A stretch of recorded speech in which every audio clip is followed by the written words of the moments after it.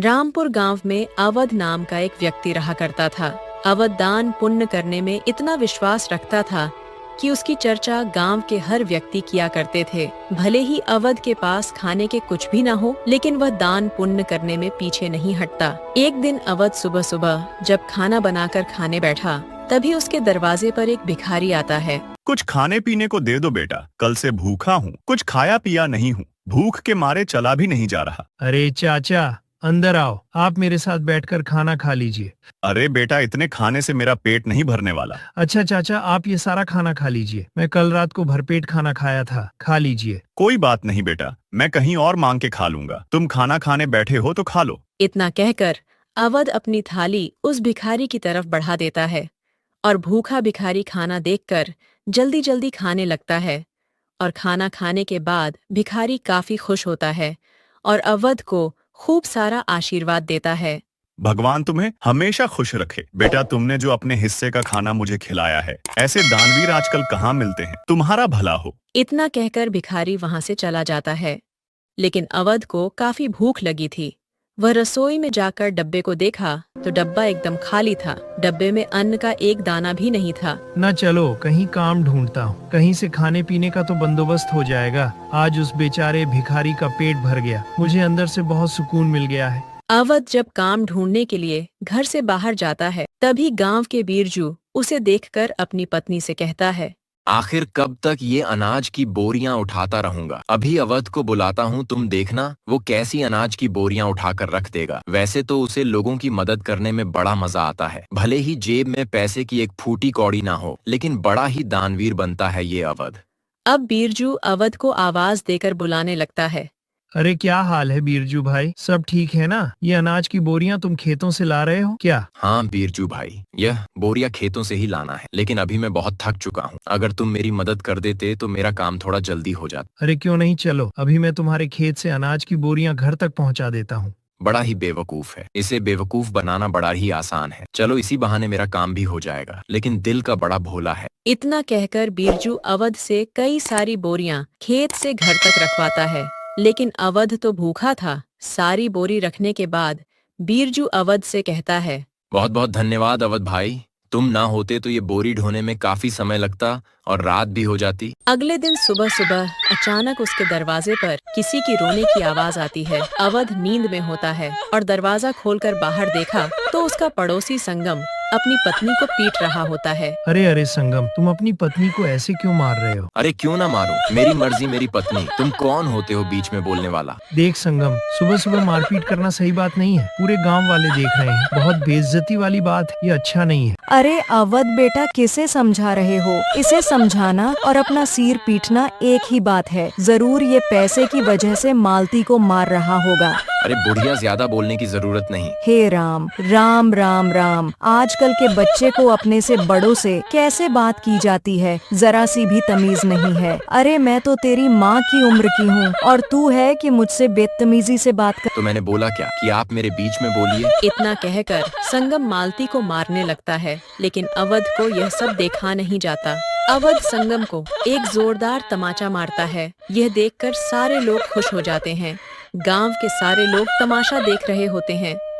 उनमें से एक औरत अवध से कहती है, सचमुच आप एक नेक इंसान हैं। आप सबकी मदद करते हैं और हर किसी का भला चाहते हैं। हम सभी गांव वाले यही चाहते हैं कि अगला सरपंच आप ही हो। हाँ बेटी, तुम ठीक कहती हो, मैं भी यही सोच रही थी। अरे हाँ हाँ बिल्कुल अवध भाई, गांव का सरपंच बनिए तो गांव में विकास होगी, तरक्की होगी। उस सरपंच के पास गांव वाले जाने से भी डरते हैं, कोई भी उसके सामने मुंह नहीं खोल पाता। अवध हर किसी की हर तरह से मदद करता था, जिसकी वजह से गांव वाले अवध को अगला सरपंच बनाने की तैयारी करते हैं। जैसे ही यह बात सरपंच होशियार चंद तक पहुंचती है तो सरपंच तिल मिला उठता है। क्या अवध की इतनी हिम्मत, घर में खाने को कुछ नहीं और सरपंच बनने का सपना देख रहा है? इसे तो मैं छोड़ूंगा नहीं। अरे हाँ मालिक, और तो और सभी गांव वाले कह रहे हैं कि अगला सरपंच अवध ही बनेगा। मालिक, अब आपको ही कुछ करना होगा, नहीं तो अवध आपकी गद्दी लेकर ही मानेगा। सरपंच अब सोच में पड़ जाता है कि उसके रास्ते का कांटा यानी कि अवध को कैसे इस गांव से हमेशा हमेशा के लिए निकाल दिया जाए।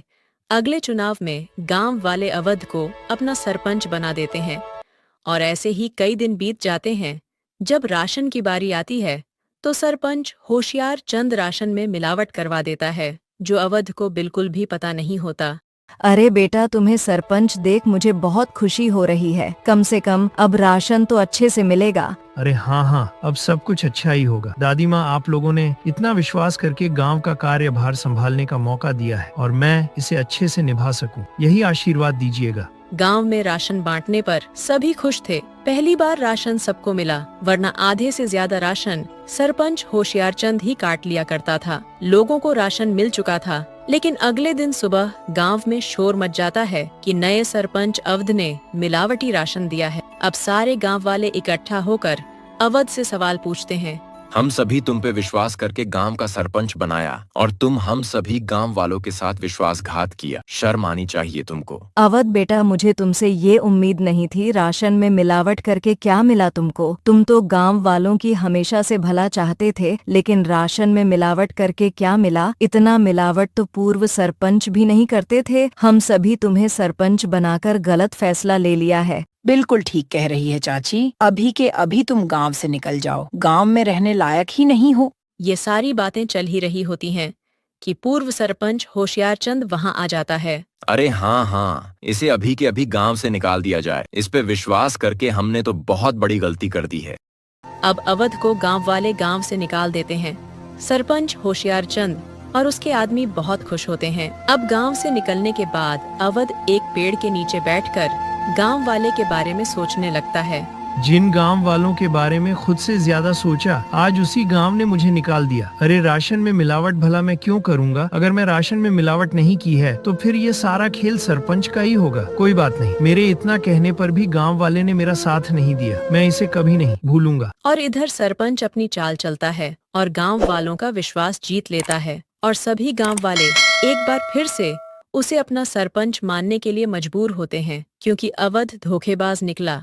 ऐसे ही कई महीने बीत गए और अवध का कहीं अता पता नहीं चला। एक दिन सरपंच का नौकर जंगल के रास्ते घर आ रहा होता है। तभी जंगल में दो आदमियों को बातें करते देख सुनता है। यह दोनों आदमी अवध के बारे में बात कर रहे थे। यह देख नौकर भागा भागा सरपंच के घर पहुंचता है। मालिक मालिक, मैंने दो आदमियों को बात करते हुए सुना है। दोनों अवध के बारे में बात कर रहे थे। वो जो जंगल में झोपड़ी है ना, उस झोपड़ी में अवध ने आत्महत्या कर ली है। ये करीब 5 दिन पहले की बात है। इसका मतलब मेरे रास्ते का कांटा अब हमेशा हमेशा के लिए खत्म हो गया है। चलो अच्छा है। और तो और मालिक, ये बात तो गांव वाले भी जानते हैं। न जाने ये बात उन तक कैसे पहुंची। हो सकता है उन लोगों ने पहुंचाई हो जो बात कर रहे थे। अरे गांव वाले बहुत ही स्वार्थी हैं। अवध ने गांव वालों का कितना साथ दिया और गांव वाले यही कह रहे थे कि अवध ने शर्म के मारे आत्महत्या कर ली। गांव वाले के साथ साथ सरपंच को भी पूरा यकीन हो गया था कि अवध ने आत्महत्या कर ली है। लेकिन कुछ दिनों बाद अवध सरपंच के घर पहुंचता है। शाम का समय था, चारों तरफ अंधेरा ही अंधेरा था। सरपंच अपने नौकर को कहता है, अरे सामने देख, कोई खड़ा है क्या? मुझे तो ऐसा लग रहा है कि सामने अवध की आत्मा है। मालिक, मुझे भी ये अवध का भूत ही लगता है। यह आपसे बदला लेने आया है। चलो यहाँ से, मुझे नहीं मरना, मेरे बाल बच्चे हैं। सरपंच का नौकर इतना कहकर वहाँ से धूम दबाकर भाग निकलता है। अवध जैसे जैसे आगे की ओर बढ़ रहा था, सरपंच डर के मारे कांप उठा। अरे वही रुक जा। अवध का भूत, तुझे क्या चाहिए? मैं तुझे सब कुछ देने के लिए तैयार हूँ।